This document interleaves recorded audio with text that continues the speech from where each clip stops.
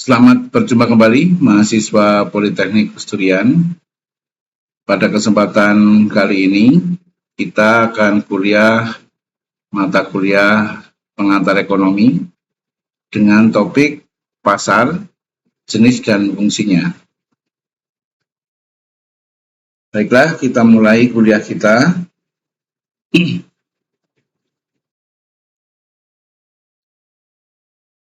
Pasar adalah tempat terjadinya jual beli barang. Pasar menjadi salah satu tempat favorit ibu-ibu yang hendak berbelanja untuk menghidangkan makanan atau memenuhi kebutuhan sehari-hari. Pasar di Indonesia sangat beragam, mulai dari pasar yang buka hanya pada hari tertentu, pasar yang khusus menjual satu barang, dan masih banyak lagi. Tapi apa yang dimaksud pasar sebenarnya? Lalu apa fungsi dari pasar? Dan apakah pasar memiliki jenis-jenis tersendiri? Berikut pemahaman lebih jelas mengenai pasar.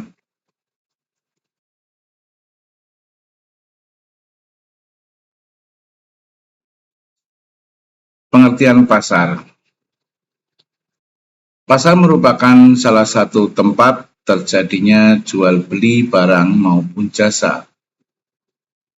Selain itu, di dalam pasar terjadi hubungan sosial antara pedagang dan pembeli. Penjual dan pembeli dapat bertransaksi atau sepakat dalam akad jual beli. Transaksi yang disepakati meliputi barang, penjual, pembeli, dan harga barang. Selain itu, di pasar juga bisa melakukan tawar-menawar yang tujuannya agar harga dari barang yang diinginkan bisa sepakat baik pihak penjual maupun pihak pembeli.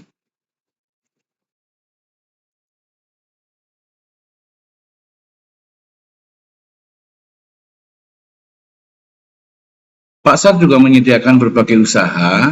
Selain barang pasar, juga menyediakan orang-orang yang menjual jasa atau tenaga kerja dengan mendapatkan uang sebagai imbalannya. Orang yang menyediakan jasanya di pasar biasanya dibutuhkan oleh ibu-ibu yang membawa banyak barang belanjaan sehingga mengalami kesulitan untuk membawa barang tersebut. Dengan ini untuk memudahkan bisa menyewa jasa dengan membawakan barang-barang itu.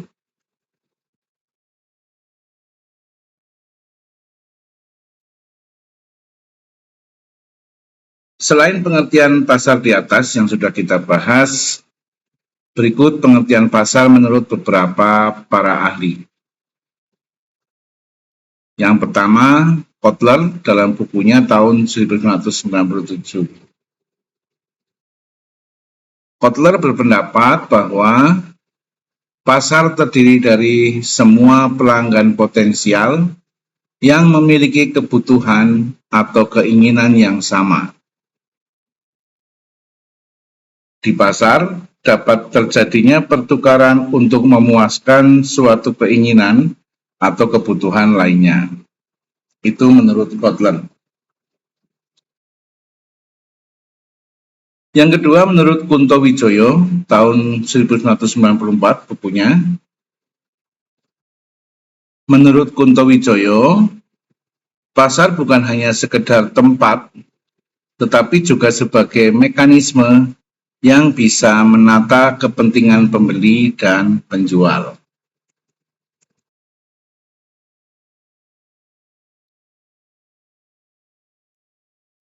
Yang ketiga, menurut Ehrenberg et al. Tahun 2003, pasar dalam artian yang luas, yaitu tempat perjumpaan antara pembeli dan penjual. barang atau jasa sebagai produk yang dipertukarkan oleh pembeli dan penjual. Dalam pertukaran itu, muncul harga atas barang atau jasa yang dipertukarkan.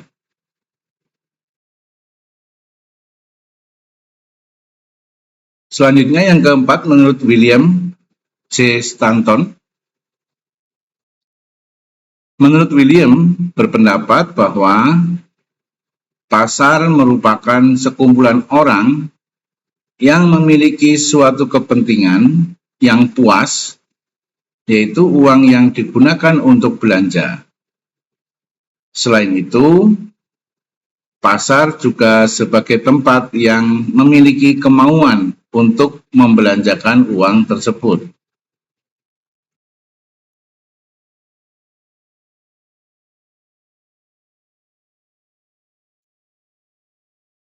Setelah pengertian pasar tadi, menurut para ahli, sekarang kita akan membahas peran serta fungsi dari pasar. Dengan adanya pasar, kita bisa dengan mudah membeli sesuatu jika membutuhkan barang tertentu. Pasar menjual barang yang beragam, mulai dari makanan, elektronik, jasa, bahkan sampai penjualan pakaian. Fungsi dari pasar sebagai tempat penyaluran distribusi atau proses penyaluran barang dan jasa hingga ke tangan konsumen atau pembeli. Peran dari pasar yang berguna bukan hanya bagi produsen dan konsumen saja, tetapi juga bagi suatu negara. Hal ini karena pasar merupakan suatu dasar berjalannya perekonomian di suatu negara. Berikut penjelasan mengenai peran dari pasar.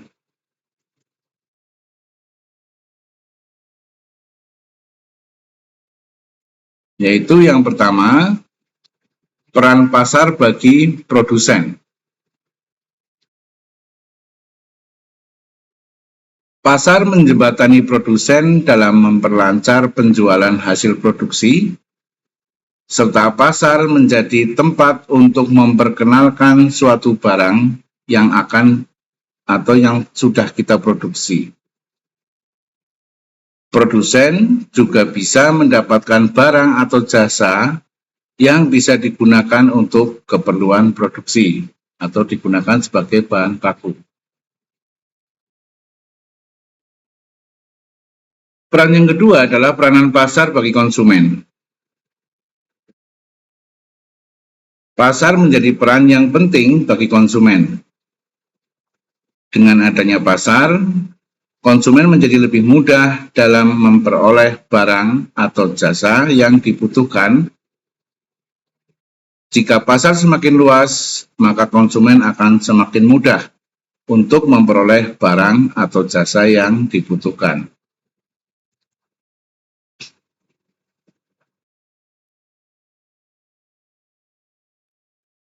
Yang ketiga adalah peranan pasar bagi pembangunan.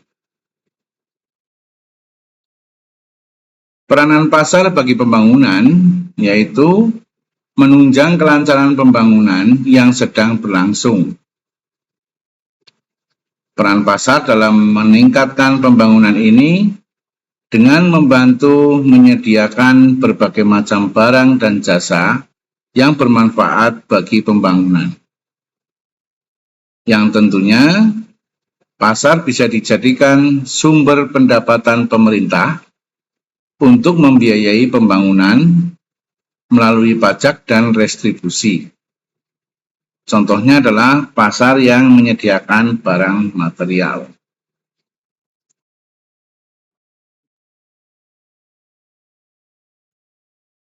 Peranan keempat adalah peranan pasar bagi sumber daya manusia atau SDM.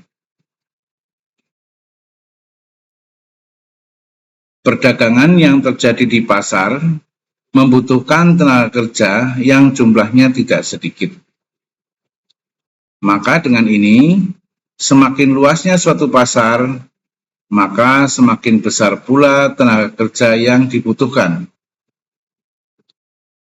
Berarti pasar juga ikut membantu dalam mengurangi pengangguran di dalam negeri dengan memanfaatkan sumber daya manusia serta membuka lapangan pekerjaan.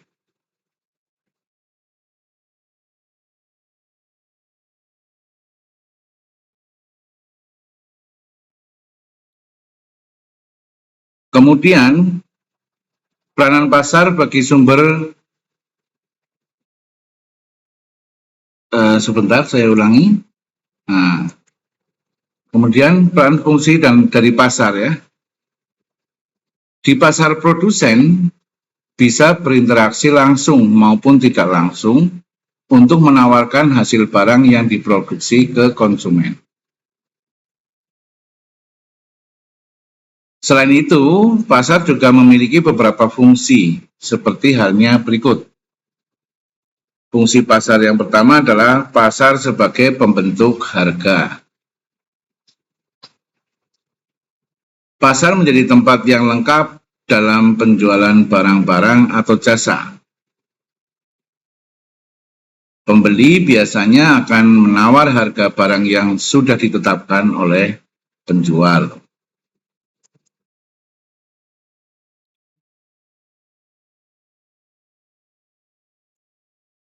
Penjual sudah memikirkan berapa laba yang akan didapatkan dari barang tersebut, serta pembeli juga sudah mempertimbangkan kegunaan barang tersebut dan sesuai dengan keadaan keuangannya. Ketika tawar-menawar sudah mencapai kesepakatan bersama, maka barang atau jasa telah memiliki harga sebenarnya. Dengan itu, pasar bisa disebut sebagai pembentukan harga.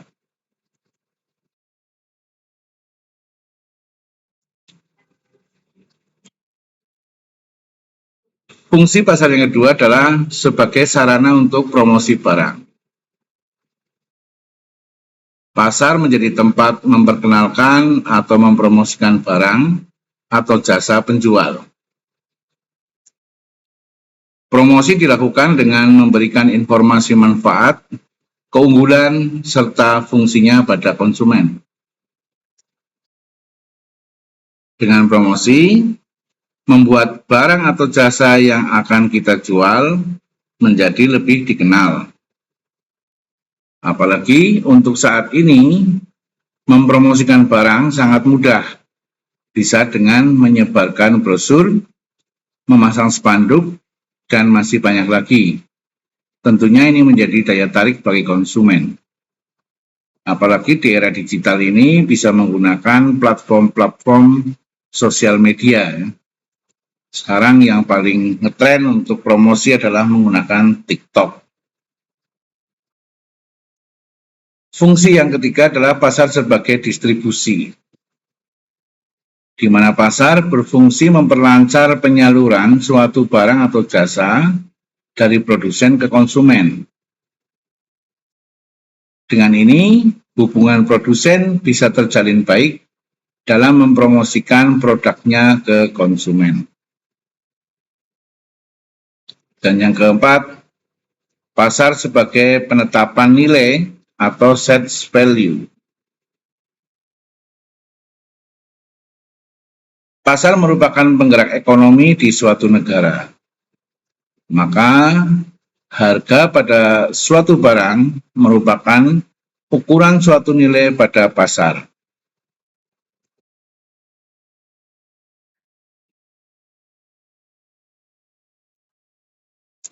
Yang kelima, fungsi pasar adalah untuk mengorganisir produksi. Faktor-faktor produksi yang ada di pasar mendorong produsen untuk memproduksi barang yang lebih efisien. Yang keenam, mempertahankan kebutuhan dan mempersiapkan kebutuhan di masa mendatang. Di pasar kita bisa mendapatkan berbagai macam barang serta jasa. kita akan dengan mudah mendapatkan barang-barang yang dibutuhkan dengan harga yang terjangkau untuk menunjang kebutuhan sehari-hari. Selain itu, pasar juga menyediakan berbagai macam bahan makanan, seperti misalnya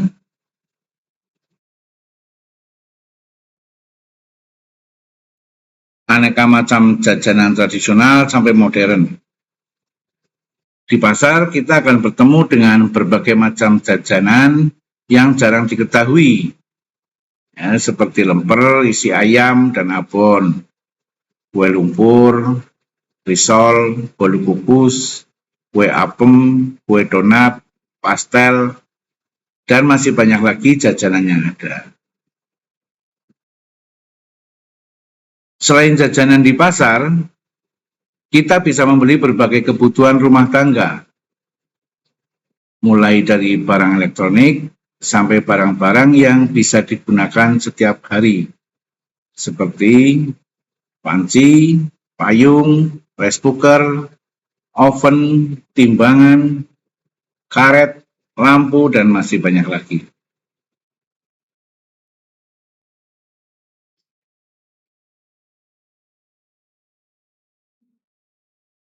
Pasar juga paling utama menyediakan berbagai macam kebutuhan pokok sehari-hari, seperti beras, minyak, lada, garam, gula, telur, penyedap rasa, serta kebutuhan lainnya. Pasar juga menyediakan berbagai macam sayuran serta buah-buahan dari berbagai daerah.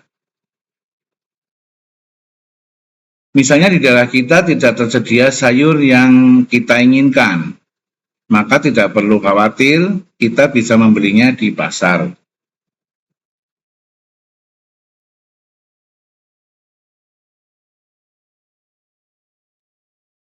Kemudian kita melangkah pada pembahasan berikutnya, yaitu ciri-ciri dari pasar. Suatu tempat yang dikatakan pasar adalah tempat untuk jual beli barang atau jasa.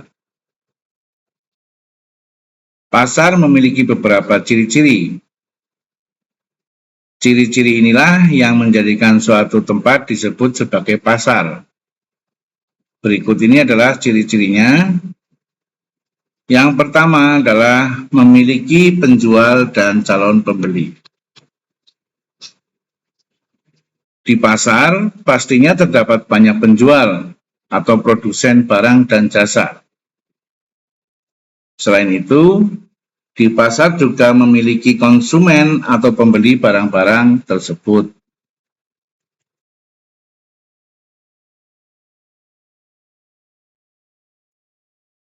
Ciri yang kedua adalah terdapat banyak barang dan juga jasa.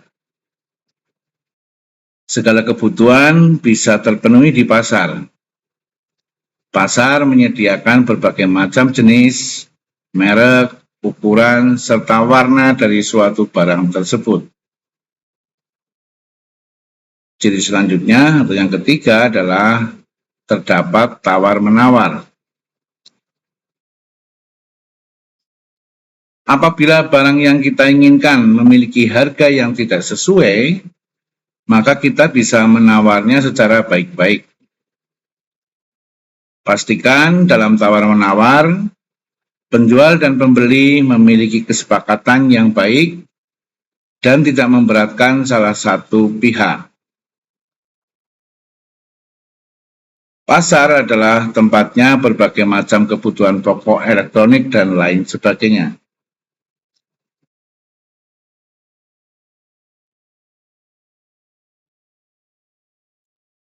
Kemudian kita masuk ke pembahasan jenis-jenis pasar. Pasar memiliki jenis-jenis tersendiri. Hal ini karena setiap pasar di daerah tertentu terdapat kebutuhan yang juga berbeda-beda. Pasar dibedakan berdasarkan bentuk kegiatannya, pasar menurut cara transaksinya, serta pasar menurut barang-barangnya. Berikut jenis-jenis pasar beserta penjelasannya. Yang pertama adalah pasar menurut bentuk kegiatan. Pasar menurut bentuk kegiatan terdiri dari yang pertama adalah pasar nyata. Pasar nyata merupakan pasar yang menyediakan berbagai macam barang yang bisa diperjualbelikan. Contoh dari pasar nyata adalah pasar swalayan dan pasar tradisional.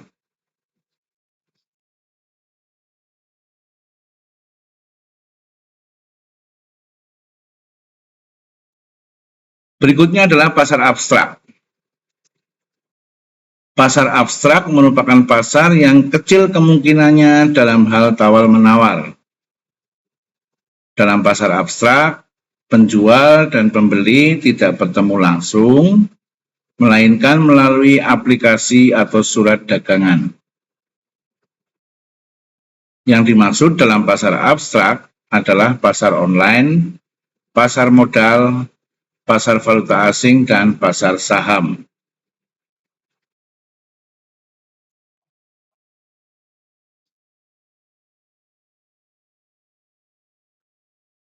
Kemudian yang kedua jenis pasarnya adalah pasar menurut transaksinya.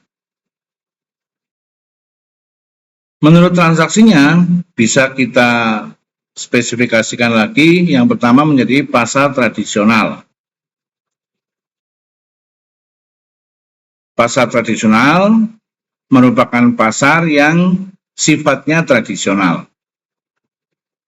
Jadi dalam pasar ini, penjual dan pembeli bisa bertemu langsung. Barang yang terdapat pada pasar tradisional beragam. Akan tetapi, barang yang sering diperjualbelikan adalah bahan pokok kebutuhan sehari-hari. Berikut ciri-ciri pasar tradisional.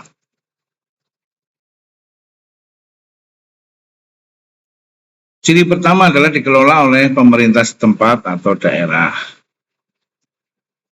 Ciri berikutnya adalah adanya sistem tawar-menawar. Kemudian ciri berikutnya barang-barang yang dijual beragam serta dengan tempat yang sama. Jadi artinya satu pedagang bisa menjual beragam jenis barang. Dan ciri pasar tradisional yang keempat adalah sebagian besar barang-barang serta jasa yang dijual merupakan hasil lokal atau produk setempat.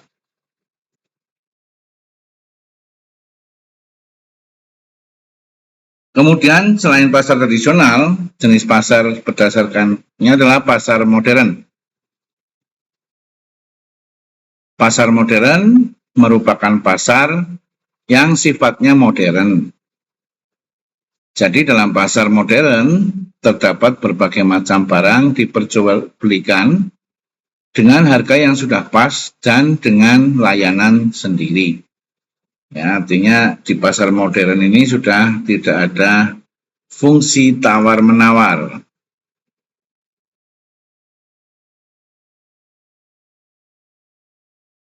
Pasar modern memiliki tempat tersendiri untuk berlangsungnya jual beli.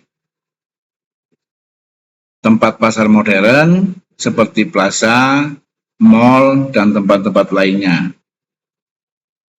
Pasar modern tidak banyak bedanya dari pasar tradisional.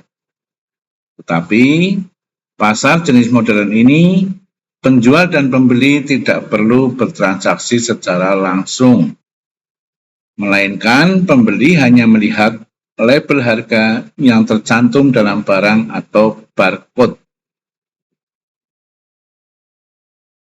Selain itu, pasar modern berada dalam bangunan dan pelayanannya dilakukan secara mandiri, swalayan atau dilayani oleh pramuniaga.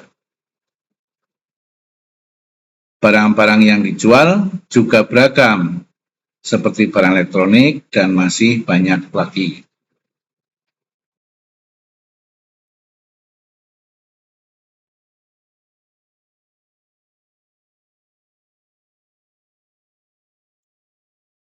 Selain itu, pasar modern juga menjual bahan makanan seperti buah, sayuran, atau daging. Sebagian besar barang yang dijual adalah barang yang dapat bertahan lama. Contoh dari pasar modern seperti pasar swalayan, hipermarket, supermarket, dan juga minimarket. Kemudian yang ketiga adalah pasar menurut jenis barang. Menurut jenis barangnya, pasar bisa dibedakan menjadi yang pertama adalah pasar barang konsumsi. Pasar barang konsumsi merupakan sebuah pasar yang menjual ataupun membeli berbagai macam jenis barang yang bisa dikonsumsi untuk memenuhi kebutuhan hidup sehari-hari.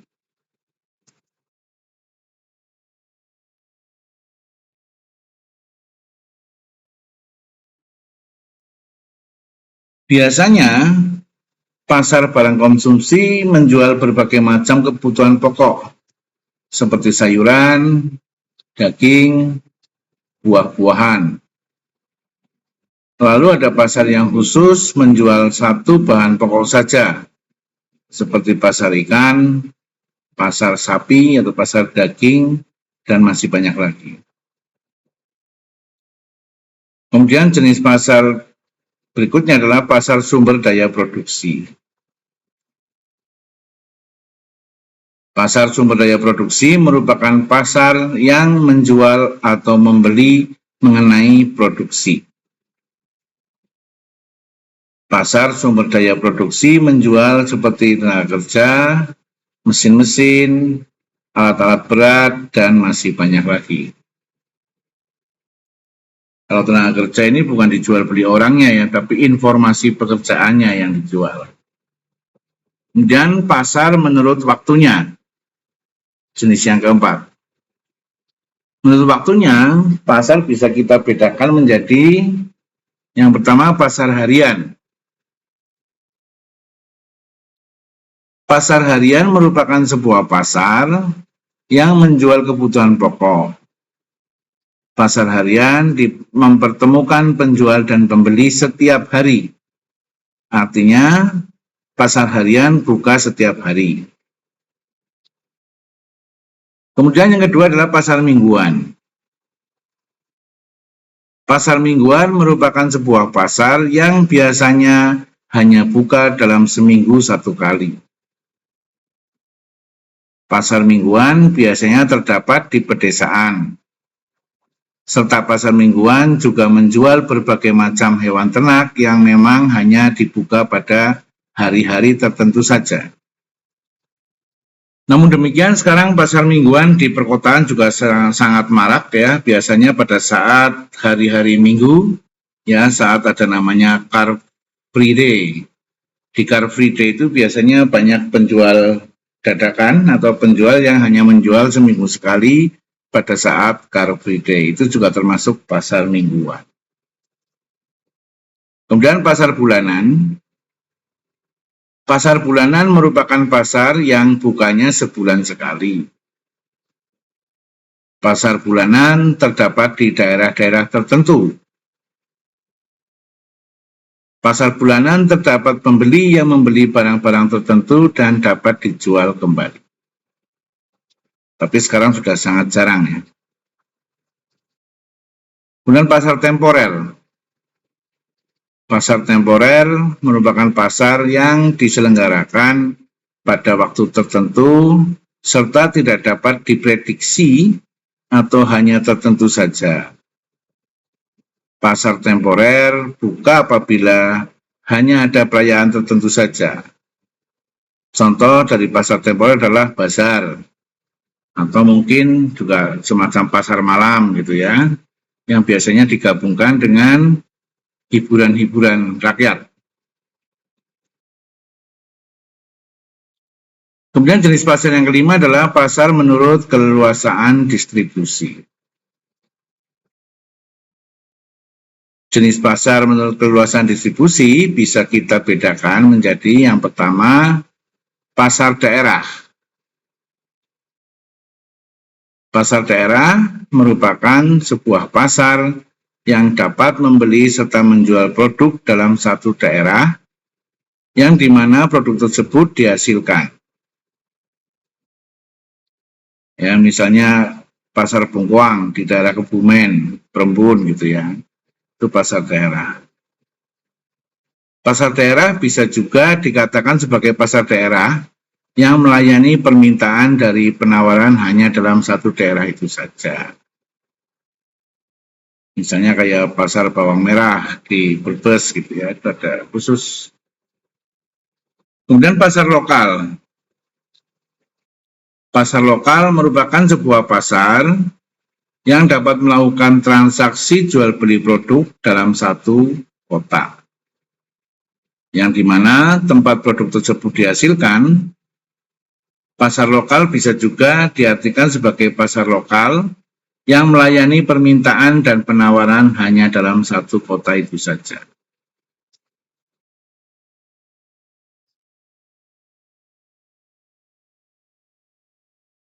Kemudian ada pasar nasional. Pasar nasional merupakan sebuah pasar yang dapat membeli dan menjual suatu produk di dalam suatu negara dan juga tempat produk tersebut dihasilkan.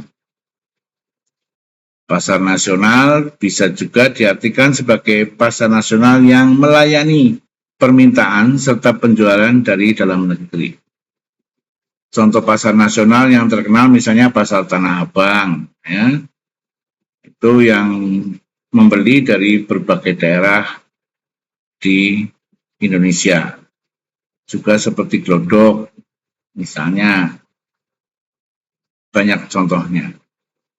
Dan yang berikutnya adalah pasar internasional.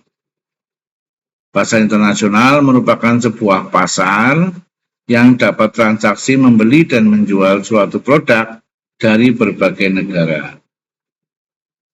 Selain itu, pasar internasional dapat dikatakan lebih luas jangkauannya karena pasar tersebut dapat jangkauan dan dari seluruh dunia. Ya, misalnya ini ada pameran-pameran tingkat dunia, ya, itu termasuk pasar dunia. Atau misalnya pasar tembakau di Jerman, itu di kota Bremen, itu ada pasar tembakau. Ada pasar komoditas-komoditas lainnya yang sifatnya internasional, kumpul jadi satu dari seluruh dunia.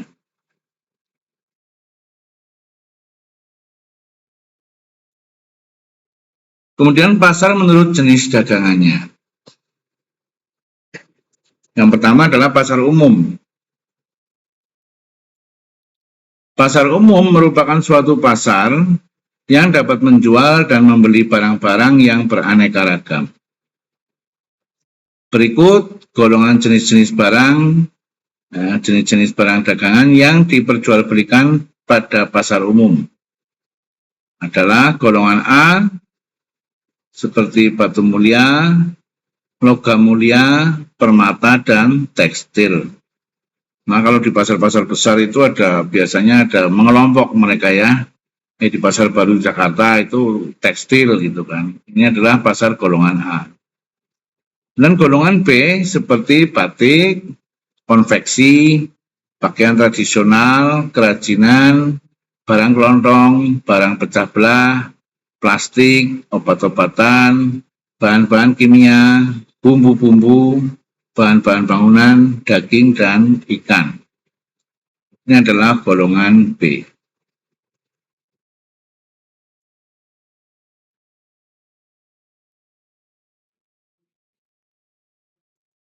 Golongan C seperti beras, tepung terigu, ketan, jagung, gula pasir, teh, kopi, buah-buahan, minyak goreng, jahe, warung makan, dan jajan-jajanan di pasar. Itu adalah golongan C. Kemudian golongan D seperti kembang, anyaman-anyaman, gerabah, barang-barang bekas, sepatu, sandal, dan pakaian, barang-barang bekas, alat-alat elektronik, dan barang-barang bekas bahan bangunan. Ini kayak di Pasar Rumput, Jakarta ya, itu ada khusus pasar-pasar barang-barang bekas. Kemudian ada jenis pasar berikutnya adalah pasar khusus. Pasar khusus adalah sebuah pasar yang bisa melakukan jual beli satu jenis barang dagangan saja. Ya, biasanya seperti misalnya pasar hewan, ya, kemudian pasar durian, dan sebagainya. Contoh daripada pasar khusus seperti pasar hewan, ya, pasar rombengan, pasar bunga, pasar sepeda, dan lainnya. Berikut penggolongan jenis barang dagangan pada pasar khusus. Pada pasar khusus, golongan A terdiri dari jual beli kendaraan bermotor, ternak, dan sepeda. Kemudian pasar khusus golongan B menjual tanaman atau bunga hias, bahan bangunan, hasil bumi, dan furnitur. Kemudian jenis pasar yang terakhir adalah pasar tempel. Pasar tempel merupakan jenis pasar umum yang secara formal tidak dikelola atau diakui oleh pemerintah daerah. Tetapi secara fungsional, pasar tempel berperan sebagai pasar dengan wilayah pelayanan tertentu. Saya kira di daerah kita masing-masing ya, di tempat tinggal kita, dekat-dekat kita itu banyak terjadi pasar tempel, atau biasanya orang nyebutnya pasar kaget, atau ada yang nyebut pasar krempiang dan sebagainya. Ya, artinya pasar-pasar yang secara formal tidak dikelola oleh pemerintah daerah. Demikian teman-teman, bahasan kita tentang pasar, fungsi, dan jenis-jenisnya. Semoga apa yang kita bahas ini bisa dipahami dan bisa dicerna dengan baik. Jangan lupa subscribe channel saya yang belum subscribe, kemudian like dan share kepada orang lain. Khusus untuk mahasiswa Politeknik Durian, silakan komentar di dalam kolom komentar sebagai bukti kehadiran kuliah. Terima kasih atas perhatiannya. Kita akan bertemu lagi pada kuliah-kuliah kita berikutnya.